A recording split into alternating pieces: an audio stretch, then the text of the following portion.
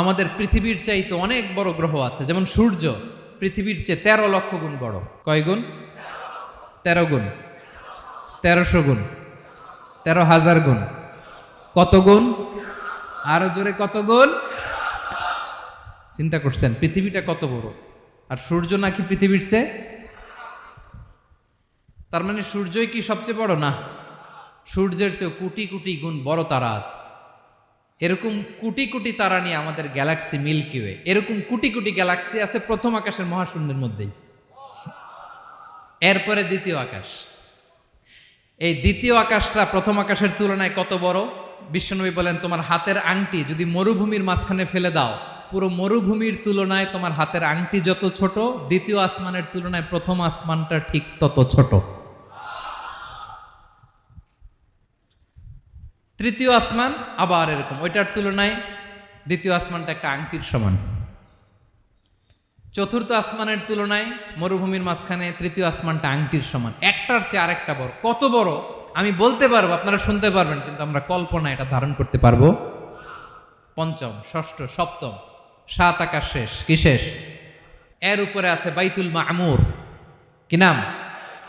এটা ফেরেশতাদের মসজিদ, ফেরেশতাদের কেবলা, ফেরেশতাদের কাবা। আমরা যেমন মক্কায় কাবা, ফেরেশতাদের কাবা কেবলার নাম হচ্ছে আল বাইতুল মামুর। 7 আসমানের উপরে। এটা কত বড় শোনেন।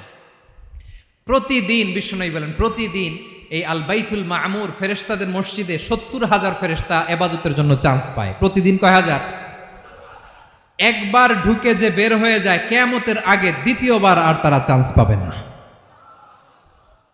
আল বাইতুল মামুর ওইটা শেষ। এরপরে সিদরাতুল মুনতাহা। কি নাম? সীমান্ত বৃক্ষ। এটা আরো বড়, একটা বিশাল বড় বড়ই গাছ আল্লাহ বানাইছে। ওয়া ইলাইহি ইয়ানতাহি ইলমুল মালাইকা, ফেরেশতাদের জ্ঞান সীমানা ওইখানেই শেষ। এর উপরে কি হয় ফেরেশতারা আর জানে না। ফেরেশতাদের ক্ষমতা এখানে শেষ। সিদরাতুল মুনতাহা, সিদরাতুল মুনতাহার এরিয়া শেষ। এরপরে শুরু হয় আল্লাহুল মাহফুজ, কোরআনের বাড়ি। কোরআনের বাড়ি কই? বাল হুয়া কুরআনুম মাজিদ ফি, এটা মিন দুররাতিন বাইদা, সাদা ঝকঝকে ডায়মন্ড দিয়ে আল্লাহ বানাইছে। আমাদের সবার তাকদীর, ভাগ্যলিপি ওইখানে লেখা, কি হবে না হবে। কোরআনের বাড়ি ওইটা। ওইটা শেষ। এরপরে শুরু হয় লা জামান লা মাকান এরিয়া। ওইখানে কোনো জামান নাই, মাকান নাই, no time no space area শুরু। ওইখানে কুরসি, যেখানে আল্লাহ পা রাখেন বা কুদরতি পা রাখেন, আল্লাহর কুরসি। বড় রাজা বাদশারা সিংহাসনে বসে, পা রাখে একটা টেবিলের উপর, শাহী টেবিল, ওইটার নাম কুরসি। আল্লাহ বলে ওয়াসিআ কুরসিয়ুহুস সামাওয়াতি ওয়াল আরদ। আল্লাহর এই কুরসিটা এতক্ষণ যা বললাম এই সবগুলার চাইতেও বড়। কুরসির উপরে আছে আল্লাহর আরশ। আর রহমানু আলাল আরশি ইস্তাওয়া। রব্বুল আলামিন ওই আরশের উপরে। আমি যেমনি চেয়ারের উপরে এরকম না। যেভাবে আল্লাহর জালালিয়াত, হিজ হাইনেস, হিজ রয়্যালনেস, আল্লাহর জালালিয়াত, আল্লাহর কুদরতের মাধ্যমে যেভাবে আল্লাহ আরশের উপর থাকা দরকার, আল্লাহর সত্তা, আল্লাহ ঠিক ওইভাবে আছেন, আরশের উপরে আছেন। ওয়া ইয়াহমিলু আরশা রাব্বিকা ফাওকাহুম ইয়াউমাইযিন সামানিয়া। কিয়ামতের দিন আল্লাহর এই আরশটা 8 জন ফেরেশতা বহন করবে। আরশ বহনের জন্য আল্লাহর ফেরেশতা লাগে না, কোনো কাজের জন্যই আল্লাহর ফেরেশতা লাগে না। আল্লাহ বলে কুন ফায়াকুন, হয়ে যায়। তারপরে আল্লাহ নিয়োজিত রেখেছেন। সেদিন কিয়ামতের দিন আল্লাহর আরশটা বহন করবে কয়জন ফেরেশতা? এদের সাইজ কত বড়?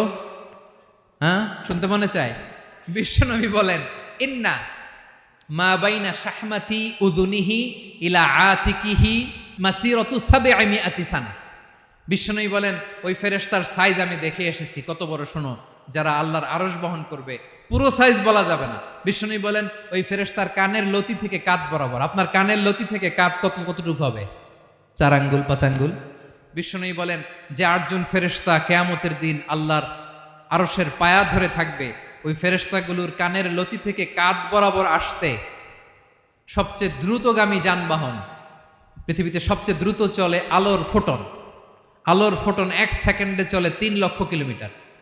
কয় লক্ষ কিলোমিটার? 1 ঘন্টায়? 1 মিনিটে? কয় সেকেন্ডে? 1 সেকেন্ড কইতে তো 2 সেকেন্ড লাগে। 1 সেকেন্ডে আলোর ফোটন, আলোর কণা ছুটে 3 লক্ষ কিলোমিটার বেগে।